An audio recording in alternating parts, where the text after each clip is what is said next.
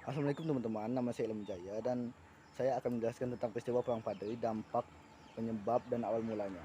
Oke, langsung saja kita mulai ke video pembahasannya. Perang Padri adalah sebuah peristiwa sejarah yang melibatkan kelompok ulama yang disebut kaum Padri dengan kaum adat di kawasan kerajaan Pangarunyung dan sekitarnya.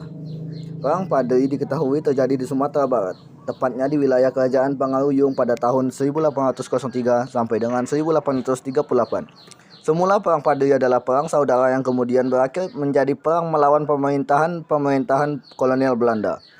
Salah satu tokoh dari peristiwa Perang Padri yang terkenal adalah Tuanku Imam Bonjol. Penyebab Perang Padri.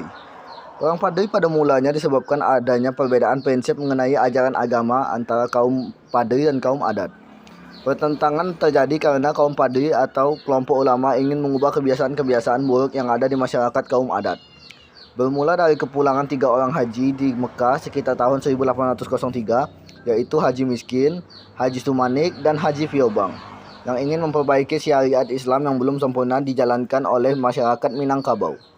Dalam buku sejarah Indonesia modern 1200 sampai dengan 2004, karya Merle Calvin Rieckhoff, gerakan pembaruan Islam tersebut dikenal sebagai gerakan Padri karena mereka menunaikan ibadah haji di Mekah.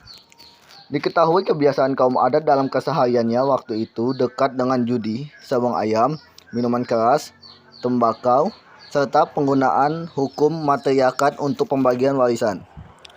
Sebelum pertentangan ini terjadi, sudah terjadi perundingan antara kaum Padri dengan kaum adat yang tidak menemukan kata sepakat. Sehingga meskipun kaum adat sudah pernah berkata akan meninggalkan kebiasaan-kebiasaan tersebut, namun nyatanya mereka masih tetap menjalankannya. Hal tersebut yang membuat kaum Padri marah dan beberapa nagari dalam kerajaan Pangarunyung bergejolak. Perang Padri kemudian meletus sebagai perang saudara dan melibatkan suku Minang dan Mandailing. Pada masa perang tersebut, kaum Padri dipimpin oleh Harimau Nan Salapan, sementara kaum adat dipimpin Sultan Arifin Muningsyah. Kronologi Perang Padri. Setelah kaum Padri melakukan berbagai cara untuk mengajak masyarakat adat meninggalkan perbuatan maksiat dan mengikuti syariat Islam, meletuslah perang pada tahun 1803. Puncak perang saudara ini terjadi pada tahun 1815, di mana kaum Padri di bawah pimpinan Tuanku Pasaman menyerang kerajaan Pangarunyung sehingga pecah peperangan di Kota Tengah.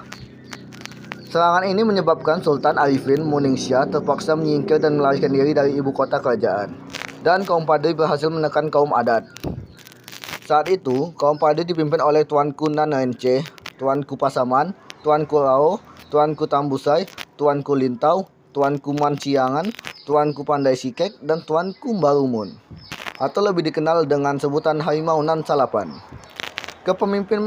Kepemimpinan Harimau Nan Salapan hampir membawa kaum Padri pada kemenangan dalam perang ini. Namun, kemudian pada tahun 1821, kaum adat yang terdesak meminta bantuan pada pemerintahan kolonial Belanda. Pada tanggal 4 Maret 1822, pasukan Belanda di bawah pimpinan Letnan Kolonel Raff berhasil memukul mundur kaum Padri keluar dari Pangarunyung. Kemudian Belanda membangun benteng pertahanan di Batu Sangkar dengan nama Fort van der Capellen. Sedangkan kaum Padri menyusun kekuatan dari pertahanan dan bertahan di Lintau. Pada tanggal 10 Juni 1822, pergerakan pasukan Belanda di Tanjung Alam dihadang oleh kaum Padri. Namun, pasukan Belanda dapat terus maju ke luar agama. Pada tanggal 14 Agustus 1822, dalam pertempuran di Baso, yang membuat pemimpin pasukan Belanda yaitu Kapten Govinet menderita luka berat, kemudian meninggal pada 5 September 1822. Pada bulan September 1822, pasukan Belanda terpaksa kembali ke Batu Sangkar karena tertekan oleh serangan kaum Padri yang dipimpin oleh Tuanku Nanrence. Pada 13 April 1823, setelah mendapat tambahan pasukan, maka Letnan Kolonel Raff mencoba menyerang kembali Lintau. Namun, kaum Padri dengan gigih melakukan perlawanan. Sehingga, pada tanggal 16 April 1823, Belanda terpaksa kembali ke Batu Sangkar. Pada tahun 1824, Raja terakhir Minangkabau, yaitu yang di-Pertuan Pangarunyung Sultan Arifin Muningsyah, kembali ke Pangarunyung atas permintaan Letnan Kolonel Raff.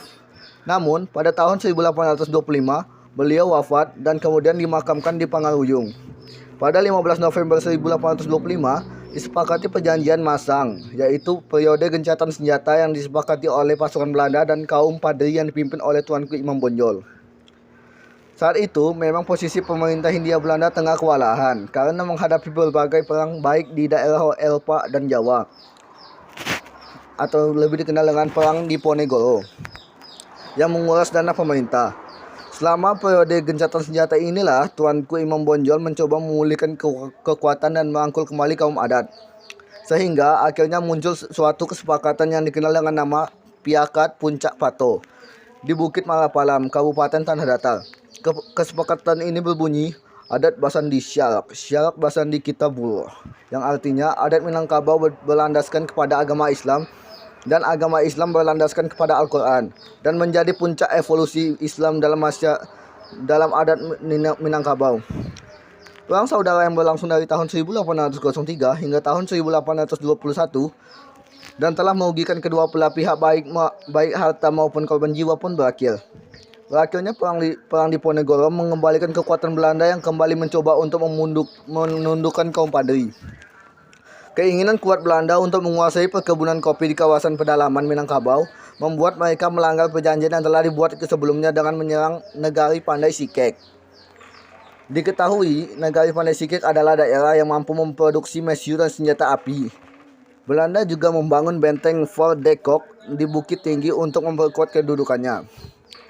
Pada tanggal 11 Januari 1803, kaum Padri dan kaum adat yang telah bersatu melakukan penyerangan pada beberapa kubu pertahanan dari garnison Belanda. Belanda yang menyadari keadaan telah berubah, kemudian mengeluarkan plakat panjang berisi pernyataan bahwa kedatangan Belanda ke Minangkabau tidak bermaksud untuk menguasai negara tersebut, melainkan untuk berdagang dan menjaga keamanan. Sebagai Belanda beralasan bahwa untuk menjaga keamanan, membuat jalan, membuat sekolah akan memerlukan biaya, maka penduduk setempat diwajibkan menanam kopi dan menjualnya kepada Belanda. Perlahan-lahan Belanda menyusup dan melakukan penyerangan hingga tahun 1837. Benteng pertahanan Tuanku Imam Bonjol dapat dikuasai Belanda. Bahkan Tuanku Imam Bonjol berhasil ditipu dan ditangkap.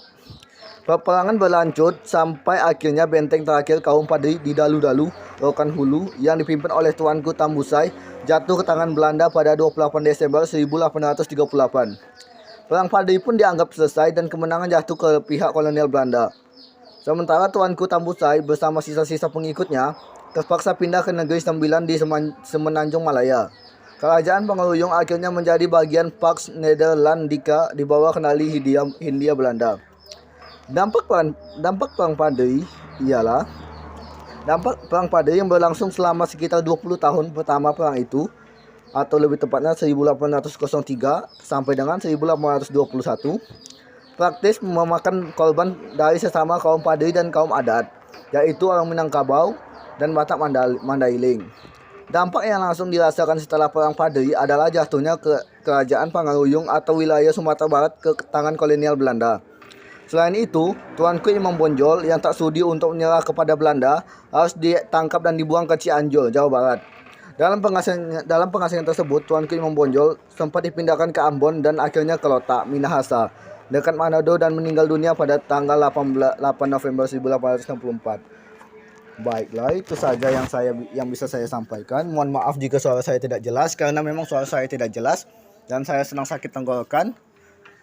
Sekian dari saya. Wassalamualaikum warahmatullahi wabarakatuh. See ya.